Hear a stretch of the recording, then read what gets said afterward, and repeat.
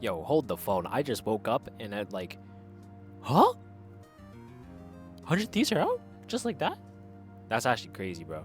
And I think actually I took a quick grasp of the drafts, and like honestly, man, their drafts are not looking as clean this time, and I think they're a little bit set in like what they prioritize, and it ended up being like not very fruitful in terms of like they get what they want, but they don't know what they want, if that makes sense. Like 100 Thieves, they look like they were happy with both drafts, but I think like just their concept of what the draft is in this event just doesn't seem to match up with what was actually required. And on paper, it doesn't look like bad. Like the fundamentals are there. It's just a matter of like you're using the fundamentals and prioritizing the wrong things. And I think that's what happened here.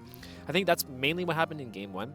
Game 2, I'll cover that in a bit, but like I think they were a little bit peeved by the first game, and then they tried to run it back, and then they were a little bit even more inflexible, and then they ended up getting punished a little bit more. They were trying more things, and I actually applaud them for what they did try. But yeah, I don't know. Let's just jump in, right? So first game, PSG Oriana B1, right? I think it makes sense on paper. It doesn't really show anything, but I think 100 Thieves, they don't. If you're not gonna go and take this Skarner here, there's no way you're allowed to just give it, right? And now PSG turned their blue side draft into one that gets a lot of counter picks somehow, right? Like I think the Skarner actually neutralizes the Sedge really well. 100 Thieves seem to be a team that really likes to get a lot of advantage in the early game, and they really prioritize Renekton this series a lot. But it's clearly, to me, I think the Renekton stonks are going to go down after this series. I think PSG basically showed that they can play both weak side and the strong side matchups against it, and it just seems to be like they got bodied, right? So it's not all bad, because let's say, for example, I think the Hui on 3 is pretty solid to Oriana. You don't have to match Syndra here. I think Quid is a player that really likes to tap into it as well. But, with this 100T draft, they're not using red side to its maximum potential, especially in a case where they have priority picks that can be taken, but they're not choosing to. I'm not sure if this is a limitation on their side, where they just don't want to play Skarner, and it ends up punishing them in the end. The Varus on 4 is interesting as well, because they've already put themselves in a situation where they can't really pick Jhin very well, because they already are dealing with the Skarner frontline. So this Jhin's gonna already be homeless, right? And on top of that, they give PSG the Jhin.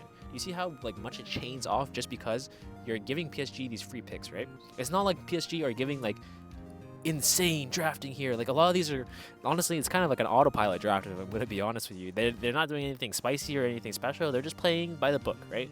Like Oriana open, she fares into everything. You guys take Skarner, best jungler on the patch so far for Worlds. Gnar into Renekton. It's like simple business, right? You go Jhin on 4 or 5 because they gave it to you, and then it's just wraps, right? It's like kind of crazy to me. Like I think 100 Thieves are like trying to cook in like really weird ways, right? Like I like saving support on 5 as well. It depends on the meta, I would say. This is one where I think a lot of teams choose to opt in for aggressive supports because the flexibility comes elsewhere. But I'm also down for being flexible here. They go for the Renata on 5, but in my opinion, it doesn't really make sense, because it's not really like PSG. It's not on PSG to really go for a forward comp here, right? They're not obligated. They're down to FTB as well. They got Gnar, they got Oriana, right? Like, it's not like a Kaisa comp or anything like that. So, Renekton said 1-2, it doesn't show anything, but you also don't gain anything, right? You should be taking these free picks when you can, and if you're not, you should ban them. They chose to ban a lot of other things, which is valid, but if they're giving you a free Skarner, or if you're not trying to deal, you don't have a tech pick to deal with it, I don't know, it's a little bit unlucky, right? So game 2, they did adapt. They just banned the Skarner straight up. They do think red side is better, and I also think red side is better. So it's not bad in that sense, but what they did trade the Skarner and the Gnar for was the Yone, and I believe what else was open was the Vi. So they let the Vi open, and they go for a Ziggs angle this time. I always mention it in a lot of these videos where it's very gentle, where what comps you can go for. In this case, when PSG show Yone on 1 and they take it, it's a little bit hard for you to go Ziggs on 1-2 here, because like the Yone already has a true engage, and it's a little bit hard for Ziggs to play sometimes if you can have enough oomph in order to get in there. And I think when you pick it that early and you don't ban the right champs for it, it can be done, right? Like you're banning, if you look at it, they're banning the FTB champs now. and then they're incentivizing PSG to go forward. But then they pick Ziggs, which is the counter to the FTB, right? So it's like kind of backwards what I'm thinking. What I do like here, though, is they actually break Renekton Flex, and they actually send it mid into the Yone. This is something that teams don't actually do, and I will commend 100 Thieves for, because I actually think it's pretty good. You know, the Yone in the mid lane, it basically has counters against... sorry, he gets countered by a lot of the top laners and has huge weaknesses, but a lot of people just throw their mid laner on control mage and whatnot, and they're not willing to really test the limits here. So I will applaud them for this one. I think it's smart. I question whether or not they should have broken the flex early. They kept the flex for a little bit longer. They could have saved it for like a 4 or even 5, in my opinion. But, you know, cash it in while you can, right? Whether Aatrox is gone this patch, I'm not too sure. And I think both of these laners, it's like it's not a real flex in the sense, because both of these laners kind of lose to Rumble anyway, and it's not the most fruitful Renekton swap over, if I were to put it that way, right?